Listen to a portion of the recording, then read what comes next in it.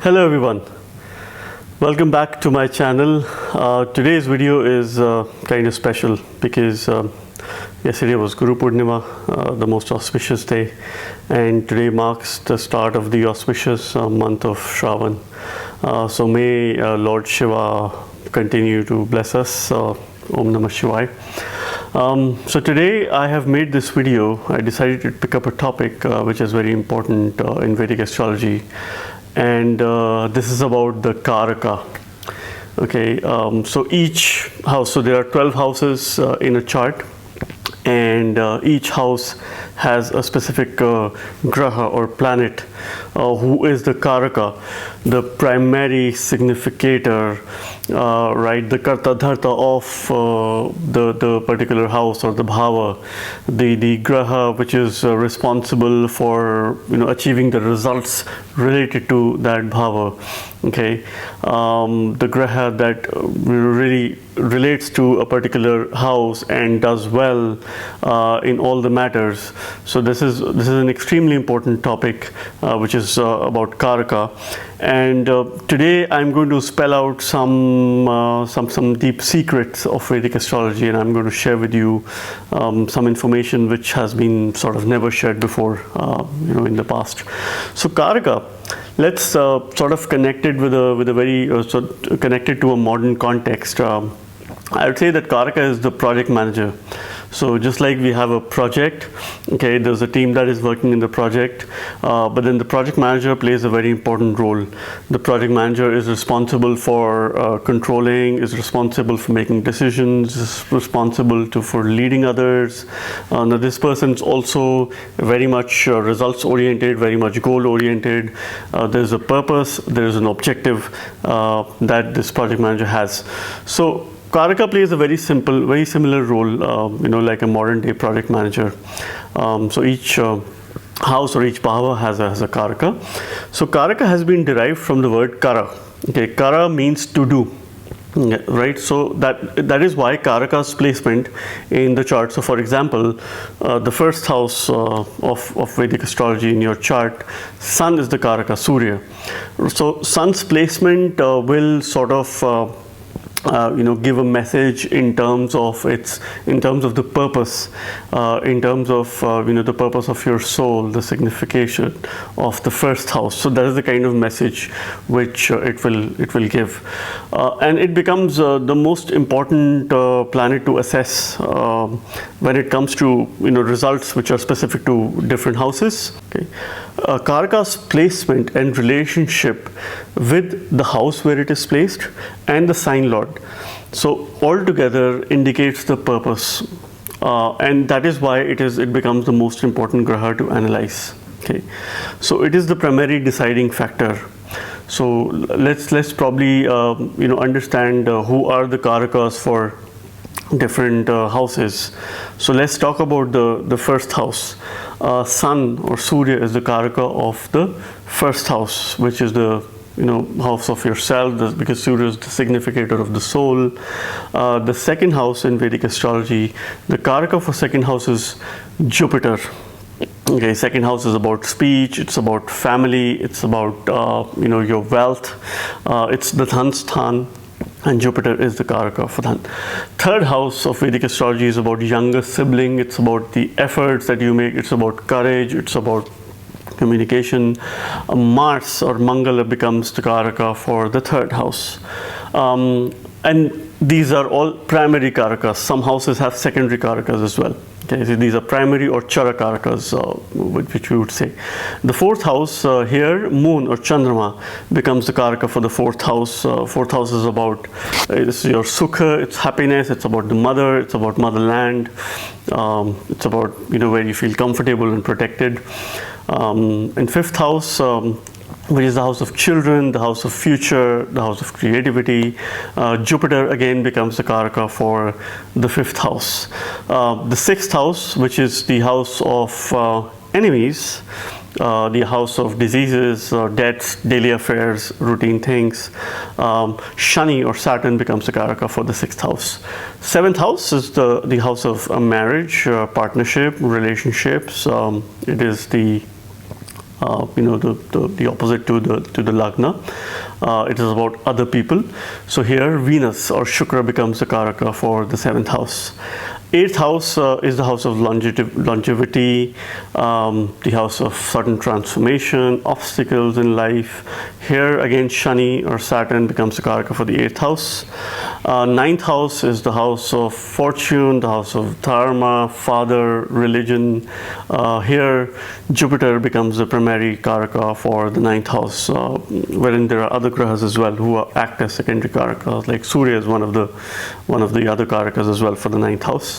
10th house is the house of karma, the house of profession, your actions in the society. Here Mercury or Buddha becomes the Karaka for the 10th house, while there are many other secondary Karakas as well. And I'll probably give you some examples later on in the video. 11th house is the house of, is the Labhasthan, is the house of gains, is the house of recognition, is the house of, related to, it's very much related to, your eye or income. Okay, and investment. So here again Jupiter becomes the Karaka for the 11th house, and then we talk about the 12th house in the chart, which is the house of moksha. It's the house of losses, it's the house of obstacles again. It is 12th from the lagna, so it's loss of yourself. It's related to spirituality as well, and moksha and liberation. Shani or Saturn becomes the Karaka for the 12th house. So you see that Saturn has been given 6th house, 8th house, and the 12th house, the dusthanas, which we call in Vedic astrology. So Shani is the controller or significator of these houses here. So here are some of these primary Karakas or Chara Karakas, which we call. Then there are secondary Karakas as well, which I'm going to talk about sort of in a bit. There's also a dreaded concept of Karako Bhavanasha, which people say, and there are a lot of misconceptions around it.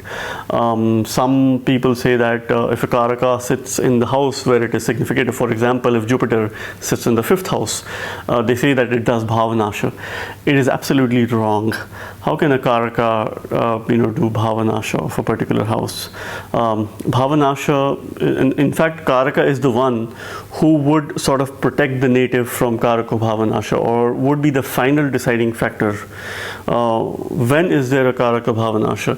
It is when that particular house, so let's take an example of the 7th house. If the 7th house has malefic influence, malefic aspects, or a malefic graha placed in it, let's say a conjunction of Mars and Rahu, in the sign of Taurus, or in the sign of Gemini, okay, and then the 7th Lord, then we have to look at 7th Lord's placement in the house, and how is the 7th Lord placed, whether it's in strength or not. And further, if the 7th Lord is also under affliction, under bad influence, it lacks strength, then we would look at the Karaka, which is Venus or Shukra. And if Venus is also afflicted in a terrible condition and badly placed in dusthanas or aspected by malefics such as Shani, Mars, Rahu, and is devoid of strength, then only we can conclude that it is Karako Bhavanasha, and it will have a severe impact on that particular house.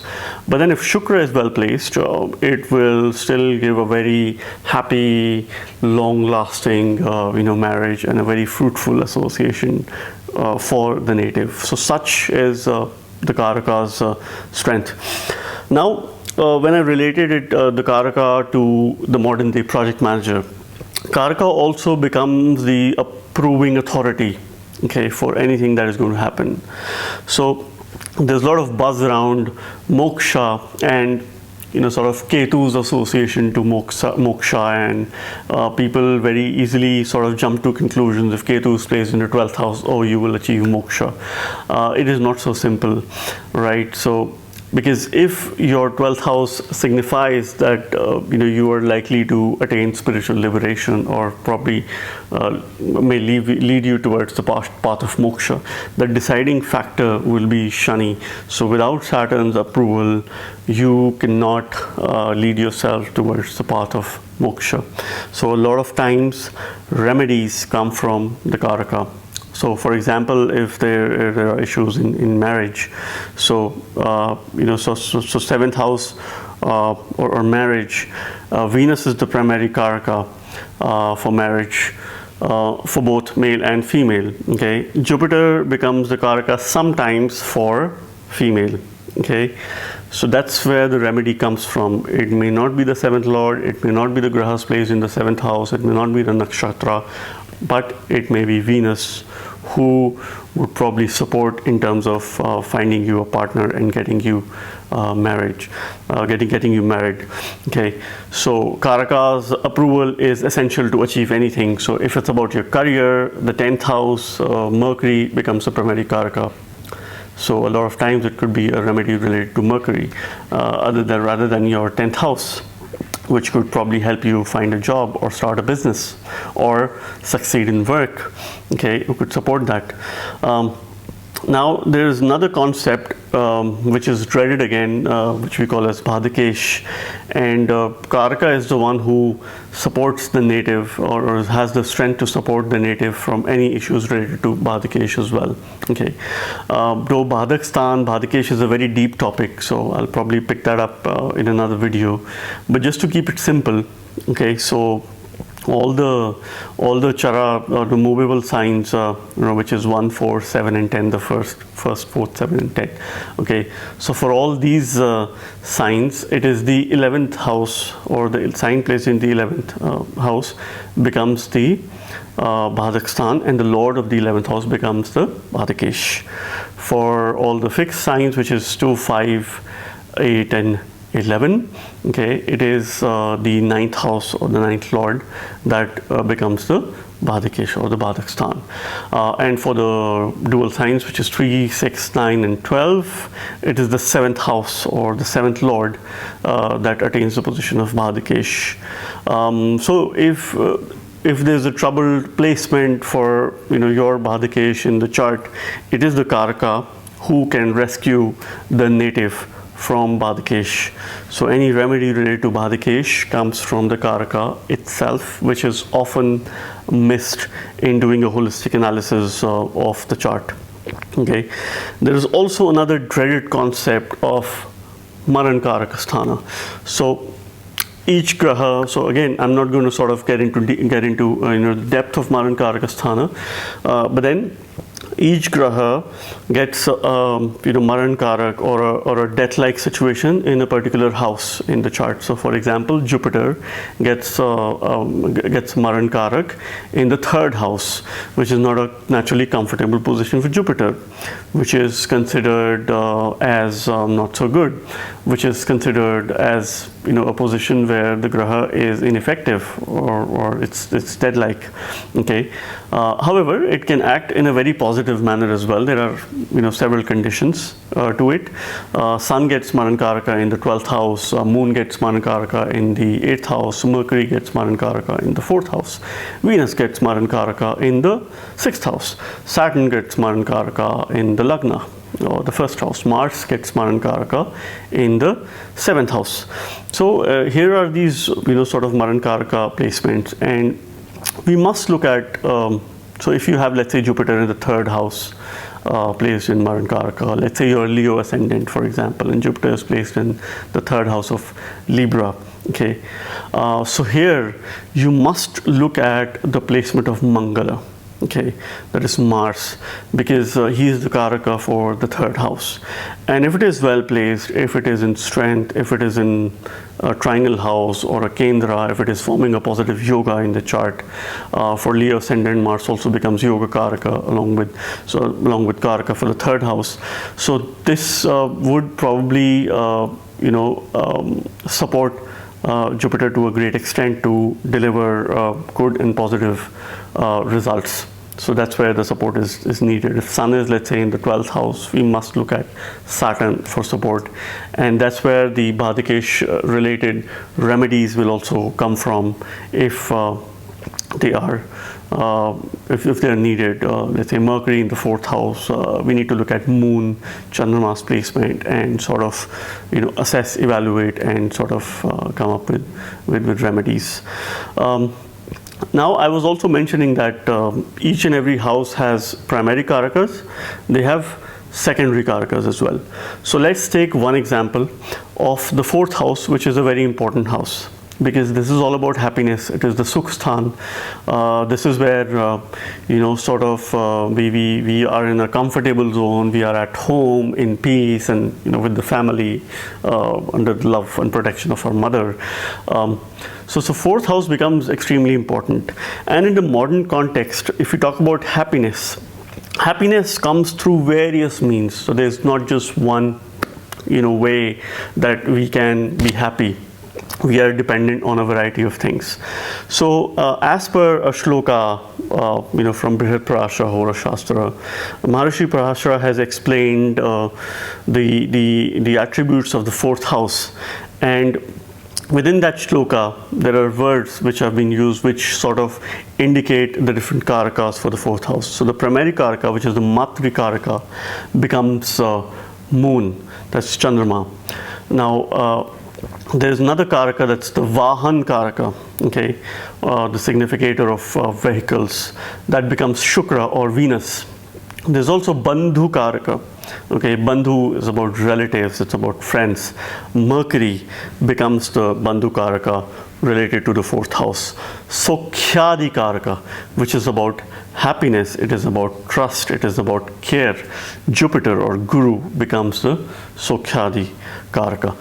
Kanya karaka, Kanya means luxuries, perfumes, things and that are there. So primarily perfumes and other luxuries.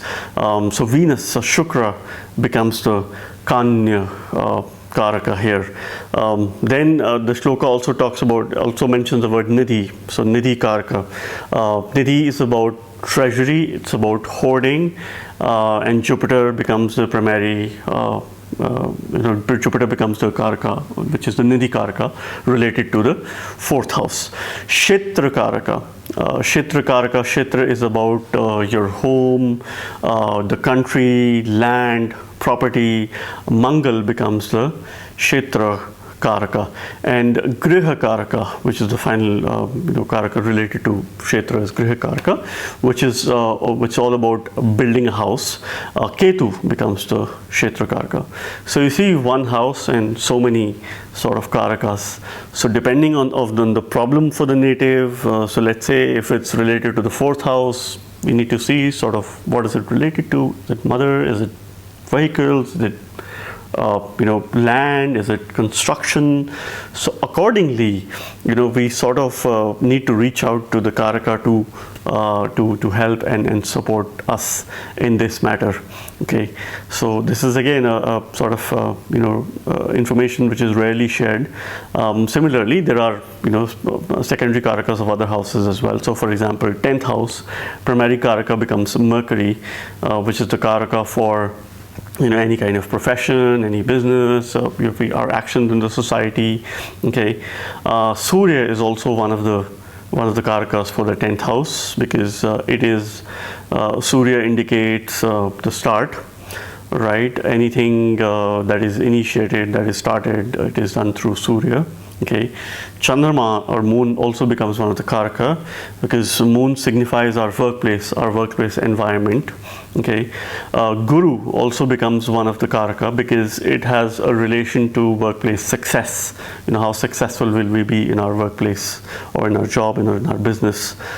Saturn, which is the natural karam karaka as well, and at the same time the natural ruler of the 10th house too, becomes another karaka, which sort of signifies hard work and discipline and approach or attitude towards work.